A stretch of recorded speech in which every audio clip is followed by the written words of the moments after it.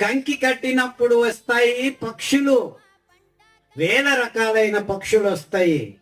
పోతూ పోతూ మీరు పండించిన ఆ ధాన్యాన్ని కొద్దిగా తింటాయి.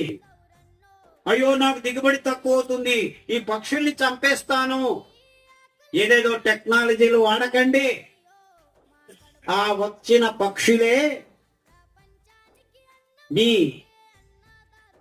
మీరు పండించిన కంకల నుంచి ఒక 5% 10% తిని వెళుతూ వెళుతూ మీ భూమిలో 3 రోజుల్లోనే పిక్కలు వేసి వెళ్తాయి. ఆ పిక్కల్లో అద్భుతమైన సూక్ష్మజీవులు మీ భూమిలో ఉన్న విష పదార్థాల్ని ఛేదించి ఛిద్రం చేసే అద్భుత వ్యవస్థను దేవుడు సృష్టించాడు. అదొక కేజీ కొర్రల్ని మీ చుట్టుముట్టు ఉన్న 50 మంది రైతులతో